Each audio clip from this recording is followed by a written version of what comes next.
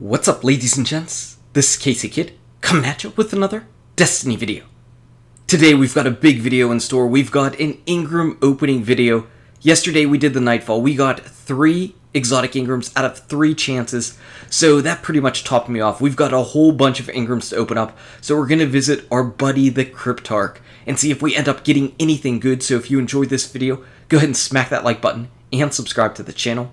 We've got a couple primary weapons, some definite special weapons in there. We have 3 helmets as well, and we're contacting Destiny servers.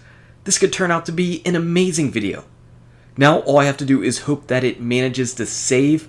That is something I'm not confident about, but we're going to just have to wait and see. We're going to have to wait and see if we can make it through the entire video, or if we get booted out to orbit, if this video saves at all. Last time, it was a nightmare in saving. I ended up losing my first couple Engram openings, so please Destiny and please Cryptarch, save this time around. Anyway, I think we're going to finish up on our primary weapons this week. I think we're going to finish up with our primary weapons. We always open up the boots first. The boots are pretty pointless for me, so we're going to open them up. I've got all the boots many times over. So let's go ahead and pop them, and for starters, you can see the lag. The lag with the Cryptarch is for real. Cryptarch 2 OP. But he ended up giving us boots, all Titan related, and we are at light level 335, and of course, 334 gear to start. What's up with that? I'd like to have a little bit better odds of getting 335 gear if my character is 335. Now, as far as the stand asides, I really never wear them. If you're new to the Striker Titan and new to shoulder charging, these might be pretty useful because it means that you can basically be running around and take a longer time before you have to pop your shoulder charge or start over again. Now on the flip side, the Peregrine Greaves are if you're already used to shoulder charging, because what they do is they let you jump in the air and then fire off your strike, and that strike is going to deal out a ton of damage. In PvP, it's a little bit overkill. In PvE, though, this does have some fun aspects. If you're in a Nightfall or a Challenge of Elders, and you happen to have something where you're dealing more damage in the air and Brawler on, it could have some fun aspects to that. These aren't the highest of high-level competitive gear.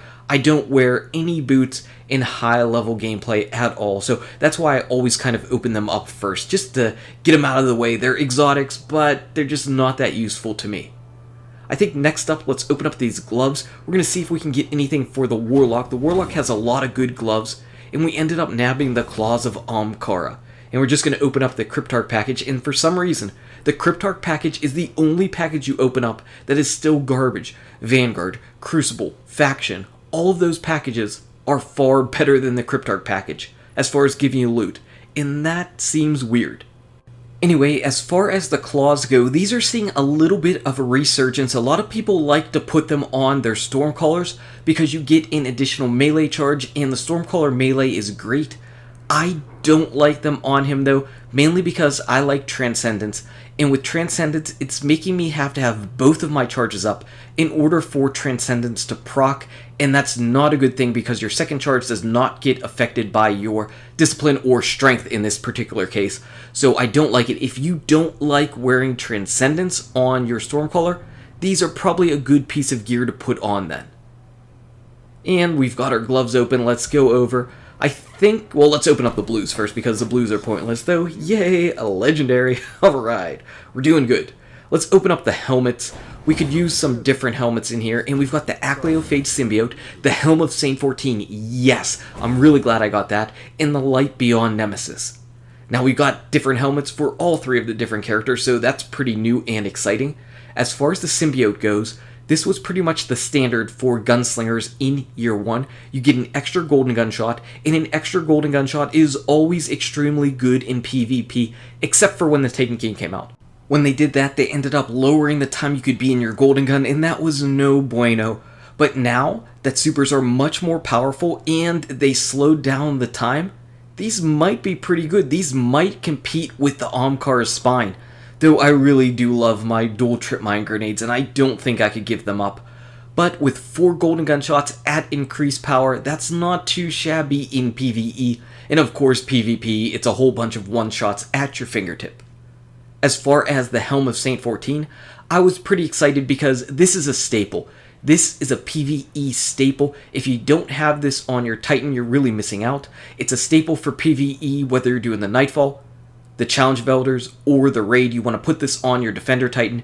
Your Bubble, your Ward of Dawn ends up blinding enemies. I do have one, and I just wanted to see if I could potentially grab one that had maybe some better stat rolls, just to see. So I'm going to compare this with my helmet, though my helmet is 335. We'll just do a little bit of a comparison whenever I have some free time and see which one is better. I'm just glad to get this. This is definitely a staple. If you don't own a Helm of Saint 14 and you have a Defender Titan, you're doing it wrong. And finally, our last helmet, again, a 334 helmet. What's up with that? Where's my RNG luck? The Light Beyond Nemesis for the Warlock. This has taken a fall from grace with the revive changes. You used to see this in Trials of Osiris all the time, guaranteed on the opposing team. Now, not so much anymore. You still do see it around, just not as much because you can't run through and revive an enemy, or not an enemy, but one of your teammates. You can't run through an orb that one of the enemies created of your teammates and revive them. Same thing with the Nightfall. You used to be able to, in a hairy situation, run right through your buddy and revive them. You can't do that anymore. Anyway, let's move on to our special weapons. And opening up number 1, we end up grabbing ourselves a Patience in Time, of course, because I just bought one from Jur just a couple weeks ago. A Plan C and a Plan C. Now my Plan C, I believe my Plan C is 334. So one of those two Plan Cs better be 335. And at least my Patience in Time here is 335. So I can already delete the one that I bought from Jur. And as far as its perks go, Third Eye and Patience in Time, its special perk, work extremely well together. Whenever you're aiming down the sights, Patience in Time makes you go invisible, and Third Eye will let you still have your radar active, which is really nice. As far as the middle column, I guess you'd still pick Field Scout for extra sniper rifle ammo, though it will not up your magazine to 6 like it used to. Unfortunately, that is a nerf that's been going on, and what's Field Scout going to give you, like one more sniper bullet? But I guess that is better than nothing. And yes, I did get at least one Plan C at 335, so I can dismantle the others, and that's really nice. Now the Plan C, this weapon is actually an extremely complicated weapon. There is so much versatility that you can pick to use on the Plan C. I couldn't even begin to get into it in this video. Basically, you can pick between impact, you can pick between stability, you can pick between range, and you can even pick between accelerated coils for extra charge rate. It's all dependent on your own personal playstyle. The Plan C can be effective at all of those different avenues, the way, however you want to spec it out. So if you want to learn a little bit about the Plan C, just try to look up some videos on it. There's just a lot to that gun as far as the different things that it can do and the damage it does. And finally, for our primary weapons, we get a Zalo Supercell and a Hardlight. So the same archetypes of auto rifles coming in. And Zalo is definitely one of my favorites, though this one is of course 334. The one that I have is 335, so this one is going to go bye-bye. It's really cool because it's a primary weapon with a burn, and that's always a good thing. That is something that people want, desperately, desperately want. And those arc projectiles are basically going to be like chain lightning. You have a chance at chaining lightning and killing, or at least hitting, a bunch of other enemies around. It's really good for crowd control. Not to mention, whenever you get double kills, you end up getting your ammo back in your magazine and your super recharges. This gun is really, really nice. It's been one of the staples that people have been using in farming strikes for the last couple weeks because it's been arc burn and small arms, so you probably are pretty familiar with the Zalo. In my Hardlight, at least it came in at 335. Again, the Hardlight is a gun that feels like it should have a burn as well. It's got glass half full, and you've got quick draw in the middle, so that's a pretty nice combination. You already have some pretty nice stability, so you probably don't need fitted stock. Its special perk basically lets your rounds over-penetrate enemies and bounce all over the place, though those ricochets do literally nothing except for make a light show. It's a shame that these ricochet rounds are on some different weapons like this in the Sleeper Simulant, and ricochets really do absolutely nothing useful for you in the game at all. But it's still pretty cool. It's a sharp-looking weapon. It's an en-malon weapon, which is my favorite style of weapon, and people are definitely using it. You just have to get used to the shake. So we got a few different things. We got some good special weapons in here, one of each helmet types for each character subclass. None are left out, and we got a bunch of Titan footprints.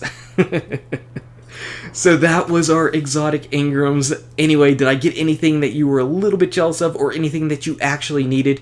If not, that's okay. We'll get some more engrams and hopefully get something next time. Anyway, guys and gals, thank you so much for watching. If you enjoyed this video, smack that like button and subscribe to the channel. Check out these awesome videos. Good luck with your raids, your drops, your Cryptarch, and I'll see you around in Destiny that lights hard.